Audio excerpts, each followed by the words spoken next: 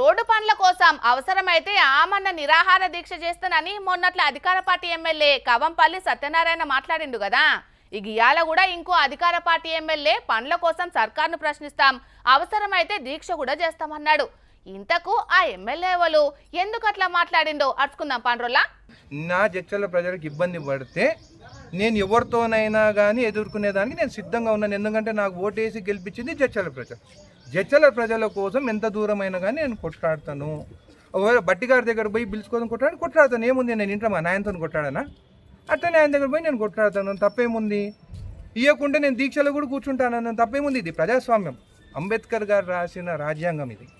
ప్రశ్నిస్తూనే ఉండాలి మన పని జరిగే వరకు. ఆయన పైన గౌరవం ఉంది, అంబేద్కర్ గారి పైన. ఆ గౌరవంతోనే నేను ఎప్పుడు ప్రశ్నిస్తూనే ఉంటాను. నా జడ్చర్ల నియోజకవర్గం ప్రజల గురించి ఎప్పుడైనా ప్రశ్నిస్తూనే ఉంటాను, కొట్లాడుతూనే ఉంటాను.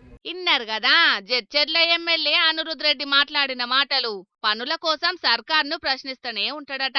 అధికార పార్టీలున్న పనులు అయ్యేదాకా ప్రశ్నిస్తూనే ఉంటా, అవసరమైతే దీక్ష కూడా చేస్తా, దాంట్లో తప్పేమున్నదనుకుంటా ఉల్టా క్వశ్చనింగ్ చేసిండు. జడ్చర్ల నియోజకవర్గం అభివృద్ధి కోసం, అట్లనే పెండింగ్ బిల్లుల కోసం డిప్యూటీ సీఎం బట్టి విక్రమార్క తోటి బరాబర్ కొట్లాడతానని చెప్పుకొచ్చిండు. మహబూబ్ నగర్ జిల్లా జడ్చర్ల నియోజకవర్గ కేంద్రంలో ఎమ్మెల్యే అనిరుద్ రెడ్డి సార్ ఇట్లా మాట్లాడి మళ్ళో 10 వార్తల్లోకెక్కిండు.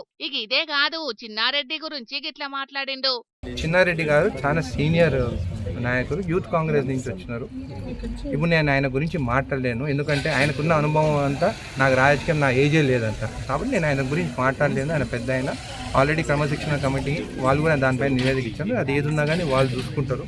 మంత్రి కొండా సురేఖ మీద మీరు ప్రెస్ మీట్ లా మాట్లాడలేదు కదా అని అడిగితే, నేను ఎప్పుడైనా కానీ మహిళలని గౌరవిస్తాను. నేను మహిళల పైన ఎప్పుడు నేను ప్రెస్ మీట్ పెట్టను.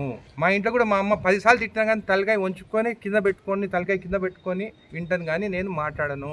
మహిళల పైన ఏమైనా కానీ మనం మాట్లాడితే, వాళ్ళు 10 తిట్టినా కానీ మనం ఒక్క మాట మనం తిరిగి తిడితే, నువ్వు ఒక్కసారి తిట్టినావు కదా అని చెప్పేసి మహిళలందరూ మన పైన రివర్స్ అవుతారు. మహిళలు వాళ్ళు కన్నీరు పెట్టుకొని ఒక్క చుక్క కానీ భూమిపైన పడితే ఆ చుక్క సునామీ అయ్యి ఆ సునామీలో మనం కొట్టుకుపోతాం. కాబట్టి నేను ఎప్పుడైనా కానీ మహిళల పైన నేను ఎప్పుడు ప్రెస్ మీట్ పెట్టను. వాళ్ళు తిడితే నేను అక్షంతలుగా తీసుకుంటాను, కానీ నేను ఏమి అనను.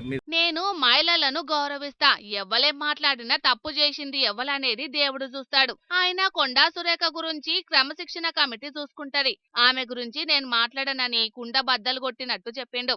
ఆమె గురించి మాట్లాడితే ఫైళ్లు క్లియర్ చేస్తారనేది తప్పు ముచ్చట, అట్లేం ఉండదని అన్నాడు. మొత్తానికైతే అధికార పార్టీలో వండుకుంటేనే అప్పుడప్పుడు సురుకులు పెట్టినట్టు మాట్లాడతాడు అనిరుద్ రెడ్డి సారు. అట్లా మాట్లాడి కూడా అది తప్పేం కాదన్నట్టే కౌంటర్లేస్తుంటాడు. ఏది ఏమైనా చేతి పార్టీ లీడర్ల కథే అలాగుంటదోల్లా.